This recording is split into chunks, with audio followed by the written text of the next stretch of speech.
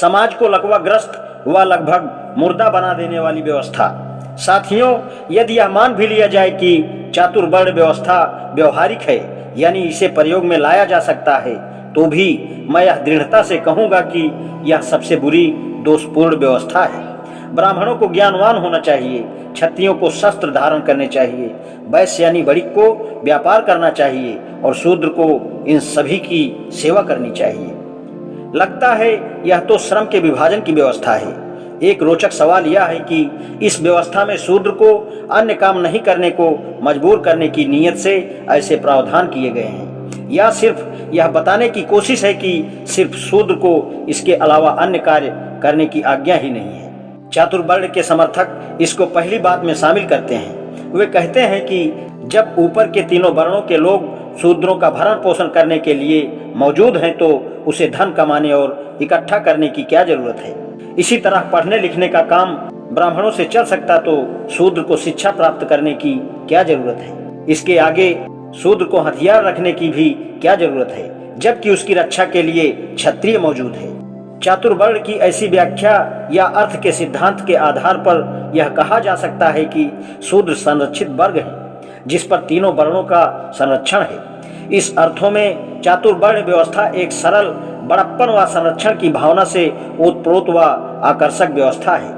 यह मानते हुए कि चातुर्वर्ण व्यवस्था की थ्योरी के पीछे यह सही धारणा है, तो भी यह व्यवस्था दुर्भावना और मूर्खता से रहित नहीं है। यदि ब्राह्मण, क्षत्रिय और वैश्य अपने अपने को आदेशित अपने धर्म कर्तव्यों या आज्ञाओं को मानना छोड़ देते हैं तो क्या होगा। इसके ठीक उल्टा, यदि वे अपने कर्तव्यों का पालन तो ठीक तरह से करते हैं, लेकिन एक दूसरे वर्ग के प्रति या शूद्रों के प्रति अपने कर्तव्यों का पालन करने के लिए जानबूझकर आनाकानी करते हैं, तो क्या होगा। ये तीनों वर्ण उचित शर्तों पर शूद्रों की सहायता व संरक्षण नहीं करते हैं, या ये तीनों मिलकर शूद्रों का आर्थिक शोषण करते हैं, तो क्या होगा। तीनों एक साथ मिलकर शूद्रों के पालन पोषण के बजाय उन्हें दबाने में लग जाएं, तो फिर क्या होगा। यदि ब्राह्मण, क्षत्रिय, वैश्य या शूद्रों की सरलता व अज्ञानता का लाभ उठाने की कोशिश करें, तो उसके हितों की रक्षा कौन करेगा। यदि क्षत्रिय लोग ही समाज में लूटमार करने लगे, तो शूद्रों के साथ ब्राह्मण और वैश्यों की रक्षा कौन करेगा। समाज से एक वर्ग का दूसरे वर्ग पर निर्भर रहना जरूरी है। कभी कभी एक वर्ग को दूसरे पर निर्भर रहने की इजाजत भी दी जा सकती है, लेकिन अपनी जरूरी व महत्वपूर्ण जरूरतों के लिए दूसरों पर निर्भर क्यों रखा जाए। इसके लिए समाज के हर व्यक्ति को शिक्षित किया जाना चाहिए। हर व्यक्ति के पास अपनी सुरक्षा के साधन होने चाहिए और अपनी रक्षा की क्षमता पैदा करनी चाहिए। अपने अस्तित्व को बचाए रखने के लिए हर व्यक्ति के लिए यह बहुत जरूरी है।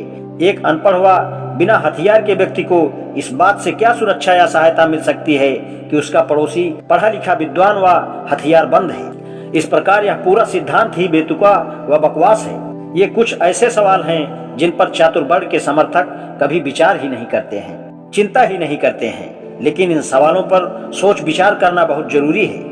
यदि यह मान लिया जाए कि इस व्यवस्था में अलग अलग वर्गों के बीच संरक्षक और अभिरक्षित कर संबंध है, यानी एक दूसरे के प्रति सहायता व सुरक्षा का संबंध है, तो यह मानना ही पड़ेगा कि इस व्यवस्था में रक्षक वर्ग के दुष्कर्मों पर, बुराइयों से अभिरक्षित वर्ग के हितों की रक्षा के लिए कोई व्यवस्था नहीं की गई है। यदि चातुर्वर्ण की अवधारणा में रक्षक और रक्षित की भावना को लिया गया होता, तो भी इसमें शक की कोई गुंजाइश नहीं है कि व्यवहार में यह मालिक और नौकर का संबंध था। ब्राह्मण, क्षत्रिय और वैश्य वर्ग के लोग हालांकि आपसी संबंधों में खुश नहीं थे, लेकिन फिर भी जैसे तैसे इस समझौते से काम चलाते रहे। ब्राह्मण ने क्षत्रिय को चापलूसी कर बेवकूफ बनाया और दोनों ने वैश्य को इसलिए जीने दिया ताकि उसके सहारे वे खुद आराम से जी सकें, और वैश्य को अपने पर आश्रित बना लिया। लेकिन इन तीनों ने मिलकर यह तय किया कि शूद्र को हर हालात में दबाए रखना है। शूद्रों को साधन संपत्ति जुटाने से रोका गया, धन इकट्ठा करने से रोका गया, ताकि वह तीनों वर्णों से आजाद न हो जाए। उसे शिक्षा पाकर ज्ञानवान होने से रोका गया, ताकि वह जागरूक होकर अपने अधिकारों के प्रति सजग न हो जाए। शूद्र को हथियार रखने पर रोक लगाई गई, ताकि वह इन तीनों वर्णों की शोषणकारी व्यवस्था के खिलाफ विद्रोह न कर बैठे। मनु द्वारा बनाए कानून इस बात के प्रमाण हैं कि तीन वर्णों के लोगों द्वारा शूद्रों के साथ कैसा व्यवहार किया जाता था। सामाजिक अधिकारों के संबंध में मनु के कानूनों से अधिक बदनाम कोई कानूनों की नियमावली नहीं है। सामाजिक अत्याचार व जुल्म का कोई भी उदाहरण इसके आगे फीका पड़ जाएगा। इस सामाजिक बुरे व्यवहार के शिकार बड़ी जनसंख्या के लोगों ने आखिर इसे सहन क्यों किया? दुनिया के दूसरे देशों में सामाजिक क्रांतियां होती रहीं, लेकिन इस सवालों ने मुझे लगातार परेशान किया है कि भारत में सामाजिक क्रांतियां क्यों नहीं हुई। और इसका सिर्फ एक ही जवाब है कि चातुर्वर्ण जैसी मनहूस वाहियात व्यवस्था के कारण हिंदू समाज का सबसे निचला तबका जुल्म के खिलाफ विद्रोह करने के काबिल ही नहीं रहा। वे हथियार नहीं रख सकते थे और बिना हथियार के वे बगावत करने की स्थिति में नहीं थे। वे सभी खेतीबाड़ी करने वाले, हल चलाने वाले किसान थे, या यूं कहें कि वे इसके लिए मजबूर थे। उन्हें अपने हलों की फारों को तलवारों में बदलने की कभी इजाजत ही नहीं दी। उनके पास कोई बंदूकें संगीन नहीं थी, इसलिए जिस किसी की जब कभी इच्छा हुई शूद्र के सिर पर बैठ जाता था। चातुर्वर्ण के कारण वे कोई शिक्षा नहीं ले सकते थे, इसलिए अनपढ़ ही रहे। वे अपनी मुक्ति व उद्धार का मार्ग नहीं ढूंढ सकते थे। इस बारे में विचार करने की क्षमता उनमें नहीं थी। वे नीच बने रहने के लिए मजबूर थे।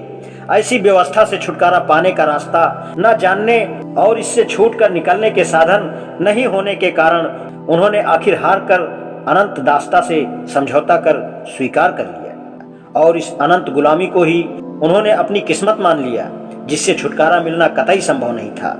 यह सच है कि यूरोप में भी शक्तिशाली लोगों ने कमजोर लोगों का शोषण कर उन्हें बर्बाद करने में कोई कमी नहीं छोड़ी, लेकिन यूरोप में मजबूत लोगों ने भारत के हिंदुओं की तरह इतनी बेशर्मी से कमजोरों का शोषण नहीं किया। ताकतवर और कमजोर लोगों के बीच भीषण युद्ध यूरोप में होते आ रहे हैं, लेकिन ऐसा भारत में नहीं हो पाया।